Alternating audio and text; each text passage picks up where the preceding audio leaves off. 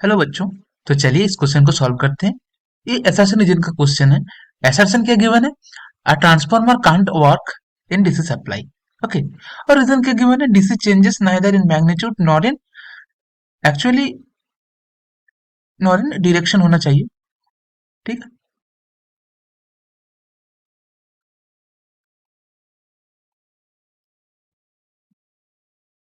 Fine. Okay. तो चलिए इस क्वेश्चन को सॉल्व करते हैं। तो क्वेश्चन का जो की कॉन्सेप्ट है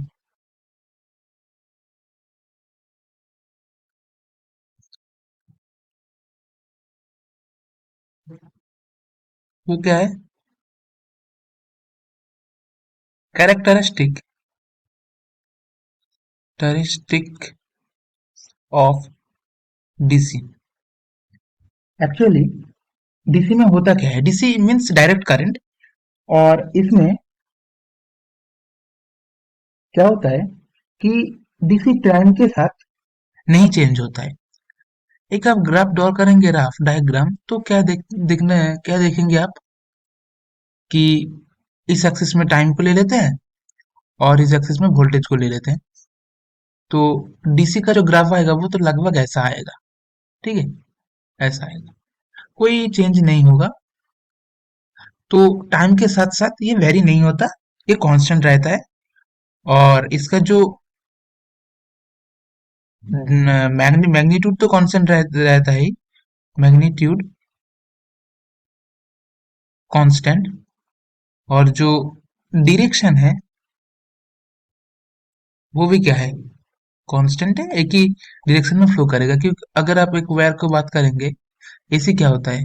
इस डायरेक्शन में फ्लो हो सकता है और इस डायरेक्शन में फ्लो हो सकता है, लेकिन डीसी इस डायरेक्शन में होगा, नहीं तो इस डायरेक्शन में होगा। बार बार नहीं चेंज करेगा। एसी चेंज करेगा लेकिन डीसी नहीं चेंज करेगा। ठीक है। ओके। तो यहाँ पे मैग्नीट्यूड और डायरेक्शन दोनों ही चेंज नहीं होता है, लेकिन एक ट्रांसफॉर्मर के लिए एक चीज होता है कि यहाँ पे जो होता है करंट कांस्टेंट हो जाता है। तो कांस्टेंट ट्रांसफॉर्मर का जो कॉइल होता है वो चेंज ऑफ करंट को डिटेक्ट करता है। मतलब चेंज ऑफ करंट के लिए ट्रांसफॉर्मर काम करता है, लेकिन यहाँ पे करंट चेंज ही नहीं होता। तो क्या होगा? दूसरा ट्रांसफॉर्मर अगर हम ड्रॉ करेंगे तो ये है प्राइमरी कॉइल और इसके पास है सेकेंडरी कॉइल। ठीक है। यहाँ पे म्यूचुअल इंडक्शन इंडक्टेंस का एक कॉन्सेप्ट लगता है।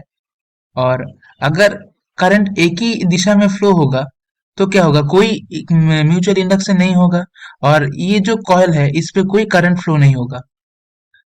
ठीक है। मतलब फ्लक्स नहीं चेंज होगा तो करंट भी नहीं फ्लो होगा, इंड्यूस्ड करंट नहीं होगा।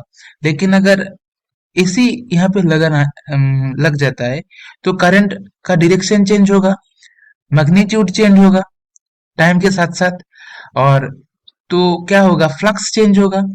फ्लक्स चेंज होगा तो इंड्यूस्ड ईएमएफ क्रिएट होगा।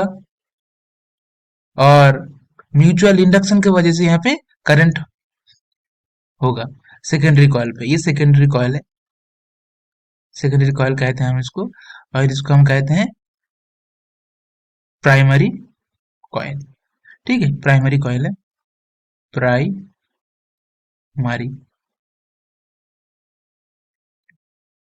कॉइल। ठीक है।